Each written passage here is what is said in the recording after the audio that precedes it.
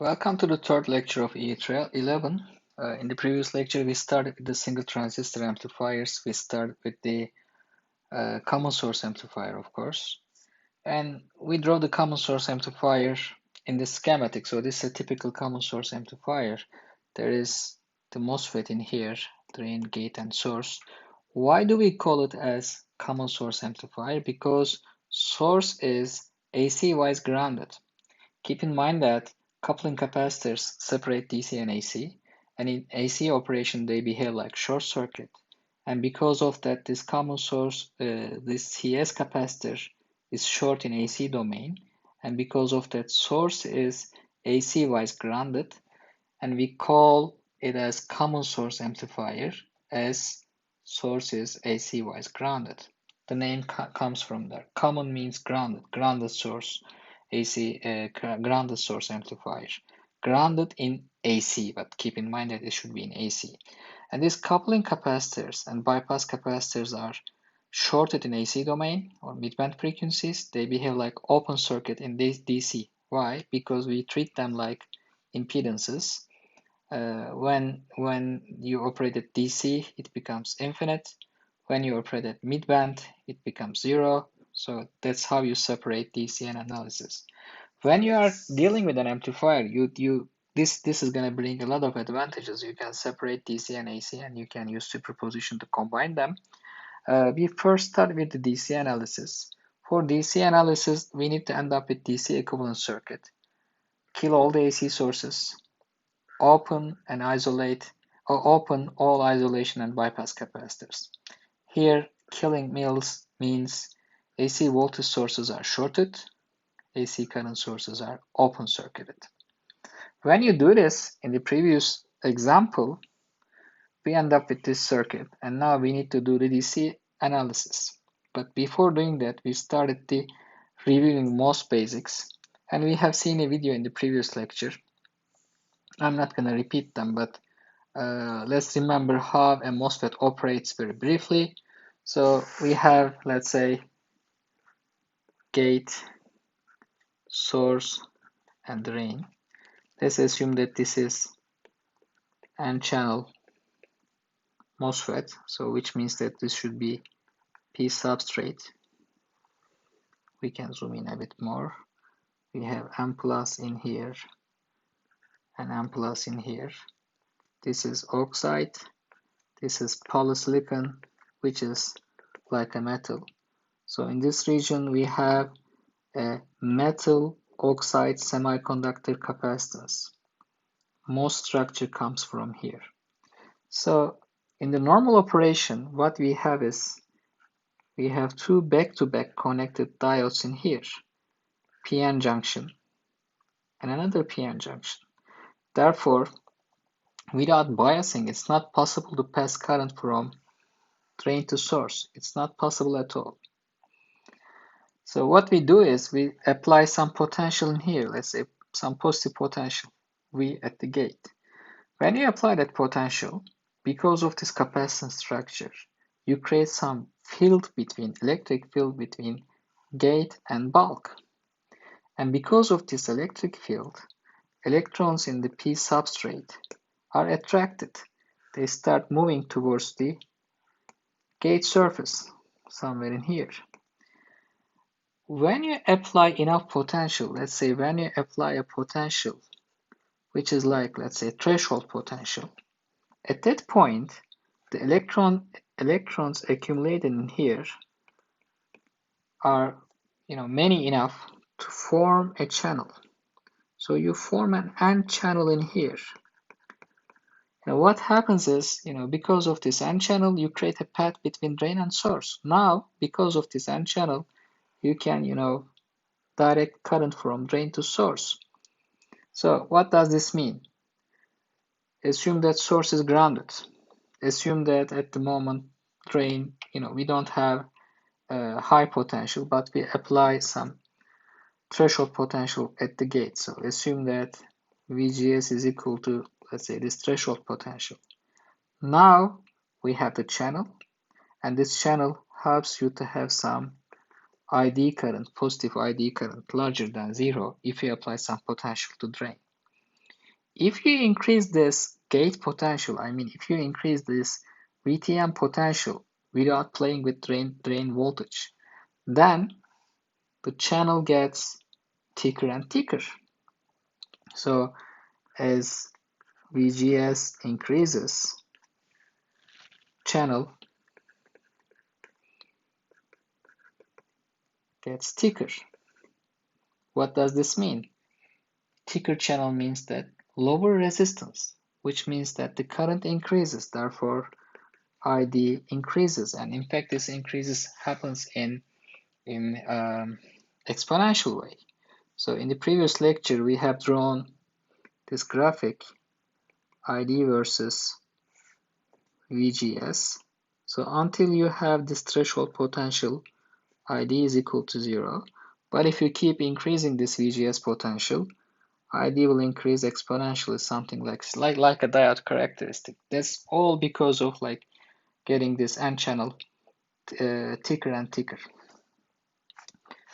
And this happens when VDS is small. Now let's do the same thing, but apply some significant VDS, and let's see what's going to happen. Again, we have the source. Let's say it's grounded. We have some gate potential larger than VTN, let's say. And we have drain. This is M plus, this is M plus, this is P substrate. So we form the channel. So channel is formed. We have channel in here. But let's play with VD potential or VDS potential because source is grounded. VDS. VDS means VD minus VS. Since VS is 0, this is equal to VD. If you keep increasing VD, then there will be an electric field between drain and source. More VDS is applied, the electric field becomes much stronger. And because of this, the electrons in the channel will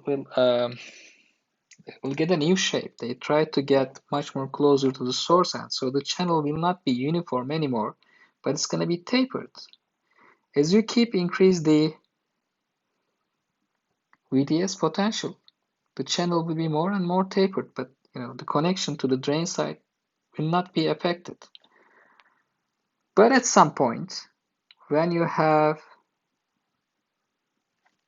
VDS is equal to VGS minus VTN, by the way, in the scope of this course, these physical details are not that critical because all we want to do is we want to model the MOSFET as a mathematical box.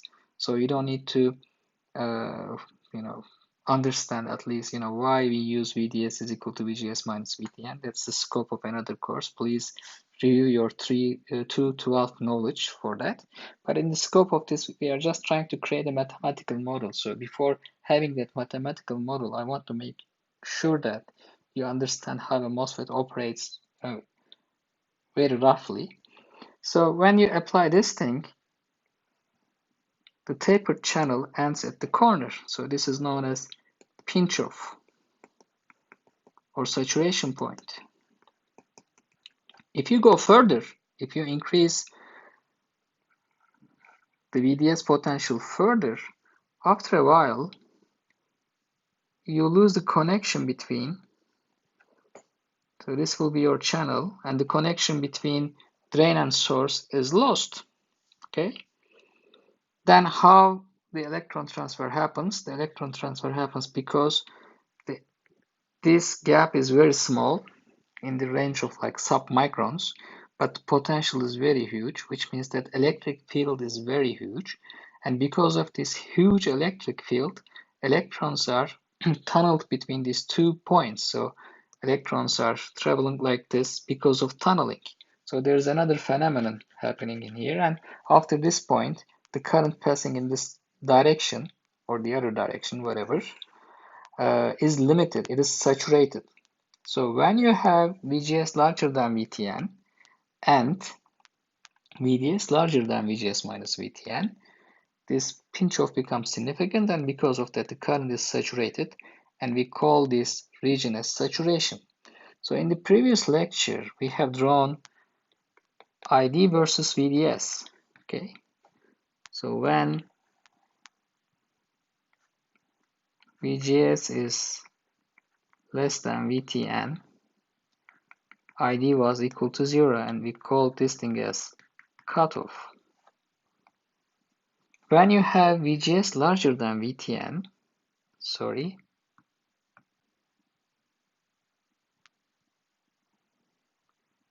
we start having curves like this.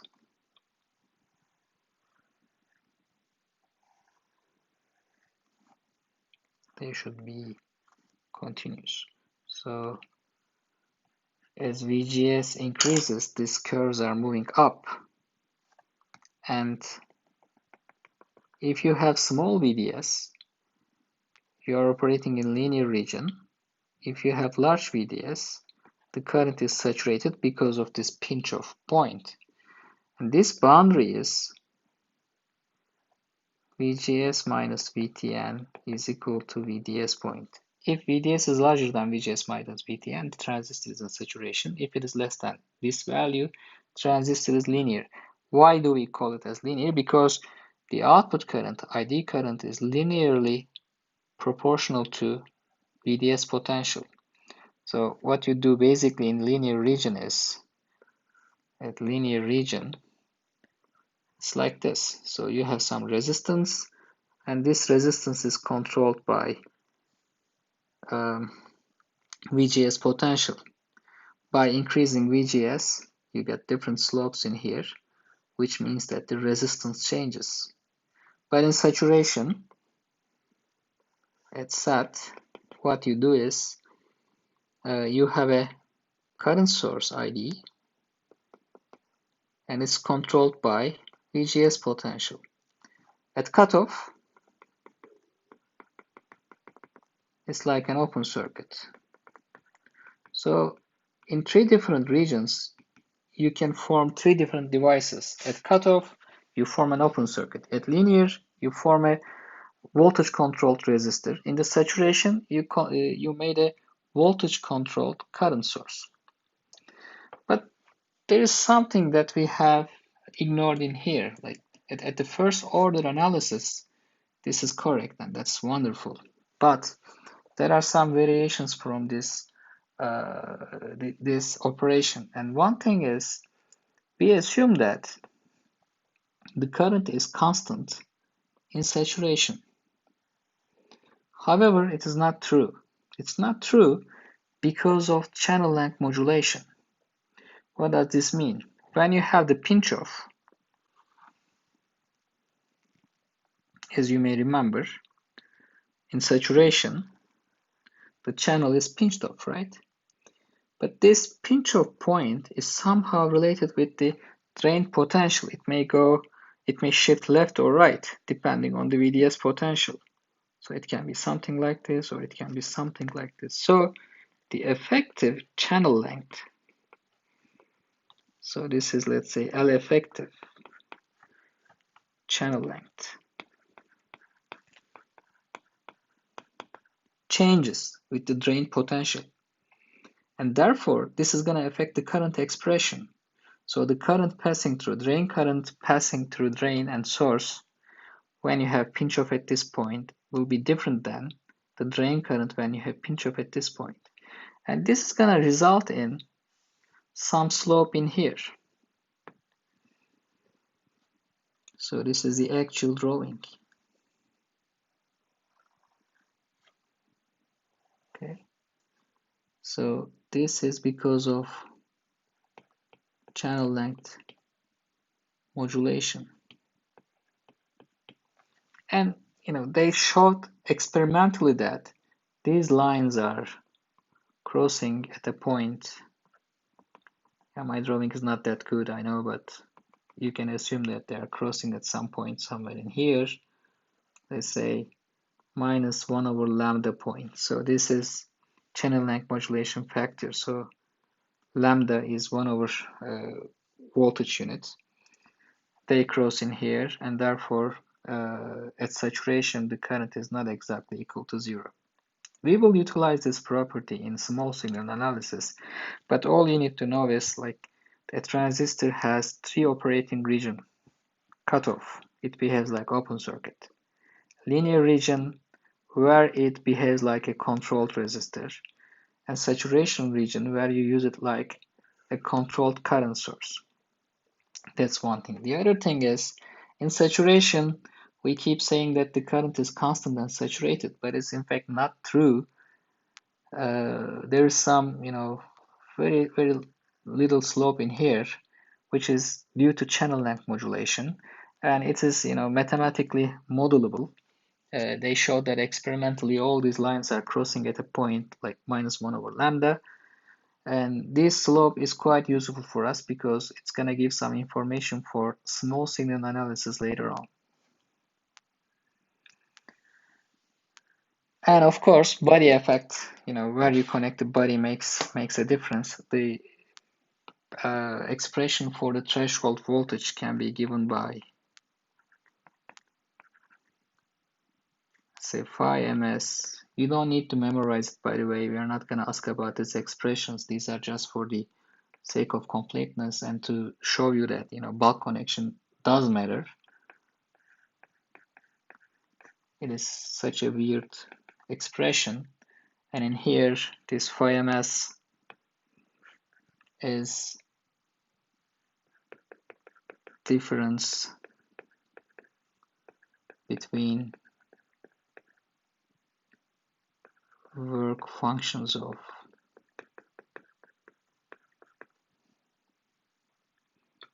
polysilicon gate and silicon substrate. Believe me, you don't need to memorize them. Like, just know what it is and why bulk connection is important. That's the main idea in here. Phi f is given by the formula KT/Q ln n sub divided by Ni, and this Cox is epsilon silicon dioxide divided by the thickness of the oxide, which is in the range of like 50 angstrom or something like this. So when you take a look at this function, in fact, and QDEP is the depletion region electron number or charge number, which is given as like 4Q epsilon silicon phi f n sub.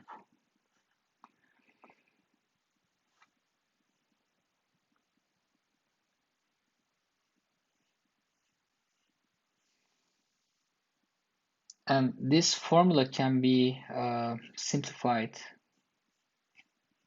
in such a way that it is somehow related with the body effect. So this VTN can be given by this formula as well. VTN 0 plus some function, some constant gamma, 2 phi f plus VSB in square root minus 2 phi f absolute value. This is VTN at VSB is equal to 0. So take a look at this expression. When VSB is equal to 0, when you connect source and bulk together, you make VSB equal to 0. In that case, these two terms cancel out. This part will cancel out, and you end up with a constant VTN. But when you apply different bulk potential, when VSB is not equal to 0, then this term will be different than this term, and because of that, the threshold voltage will change from the ideal case. And because of that, what you do generally is you connect bulk to source to make VSB equal to 0, and then VTN will be constant and it will be VTN 0. So that's why we try to keep this bulk connection at the source potential. So to avoid body effect, NMOS either connect source to bulk or connect bulk to most negative supply. For PMOS, again, either connect source to bulk or connect bulk to most positive supply.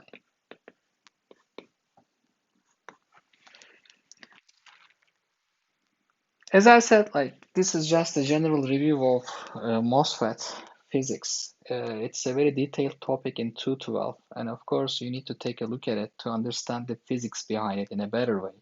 I'm just summarizing it for your 311 purposes. In 311, we don't care about the physics behind it. In 311, what we care is we want to make mathematical models. So this three-terminal device we consider,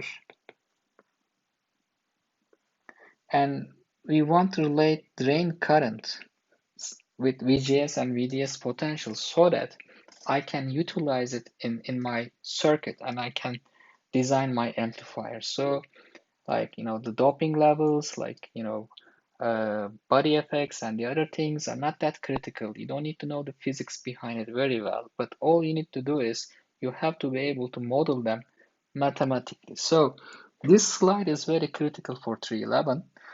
So this is in fact modeling this transistor for 311 purpose.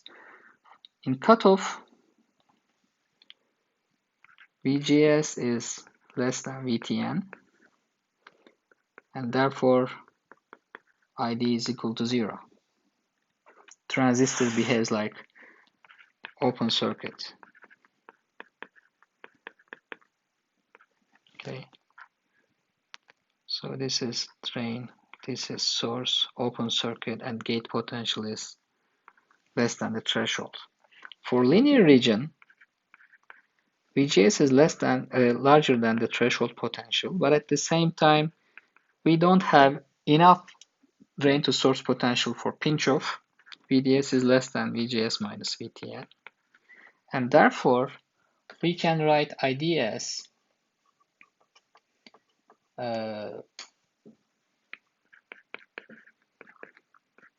Kn VGS minus VTN times VDS minus VDS divided by 2, VDS squared divided by 2, where Kn is mu n COX W over L.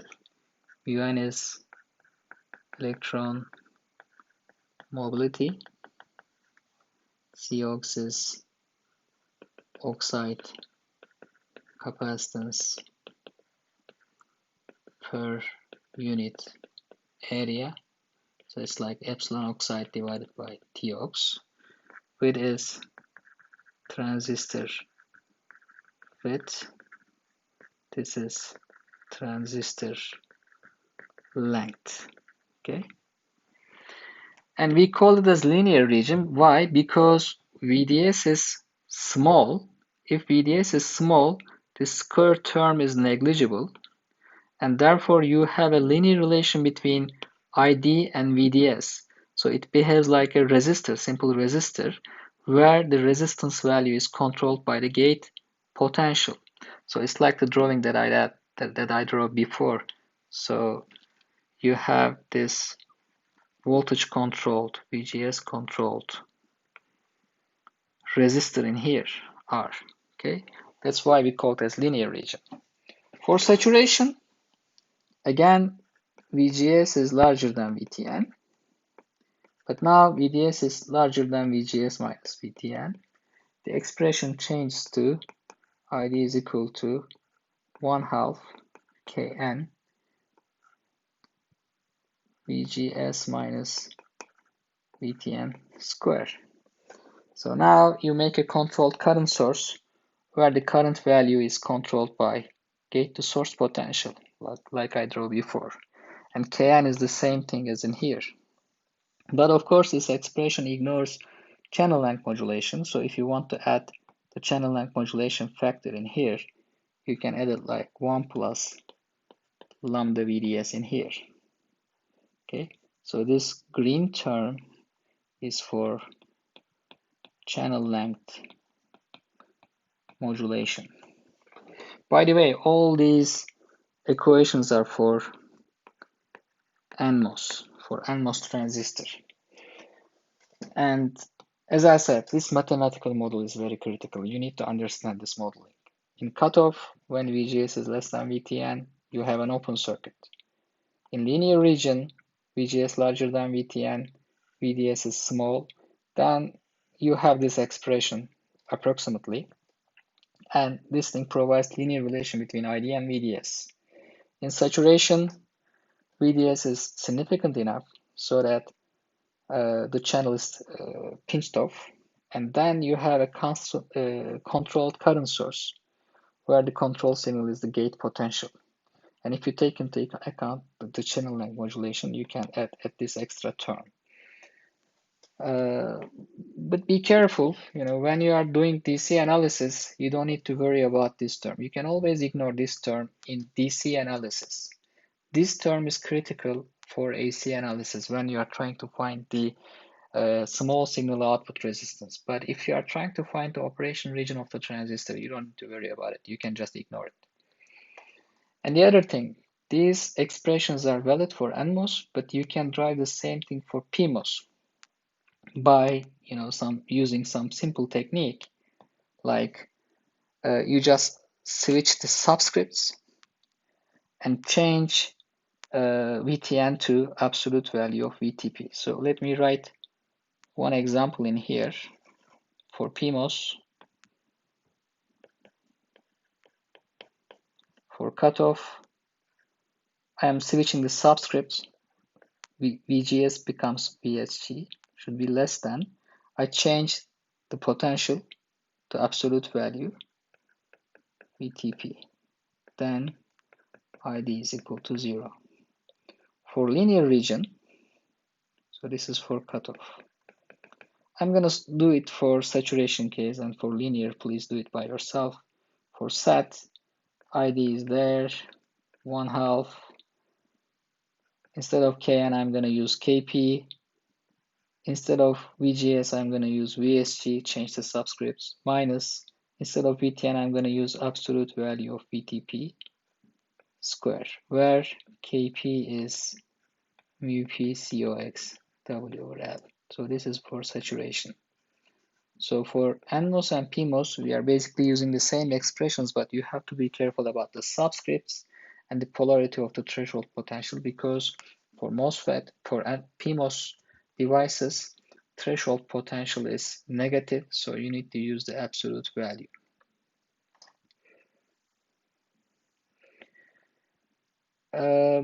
You can locate this mathematical model on the graphic that I drew before, somewhere in here.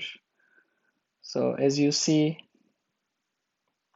for cutoff, ID is equal to 0, VGS less than the threshold potential. For linear region, VDS is small enough, and there is some linear relation between VDS and ID. So the slope changes by the VGS potential. In saturation, if you ignore the channel length modulation, the green term that we used over there, ID is constant in saturation, in here, or in here, or in here. But if you take that green term into account, it's going to modify it like this. I'm repeating it once more. Please do not use this part in DC analysis. Use it only for AC analysis. And for MOSFET, you can use the same expression, change the subscripts, and use the absolute value of the threshold potential. So let's go back to our initial example. We are trying to analyze this common source amplifier, and we were at like DC analysis, and I said that in DC analysis, kill AC sources and open isolation and bypass capacitors. So the circuit reduces into this one. In 311 or in analog operation, for analog operation, generally we want the MOSFET to operate in saturation. Okay, if it is in cutoff or if it is in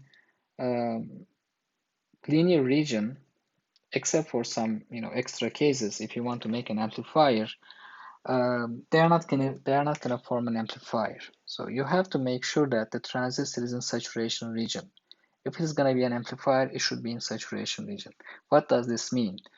It means that for a given circuit, you have to check VGS larger than VT first, or VTN. You have to ensure that VDS is larger than VGS minus VTN, and find ID accordingly. Okay, so this is the most critical part. When you are doing DC analysis, you have to prove that the transistor is in saturation. If it is not in saturation, then stop there, and you can say that no, it's not going to be an amplifier. We can stop here for the third lecture, and in the next lecture I will solve an example on this operation region finding, and then we will start with the AC analysis of the common source amplifier.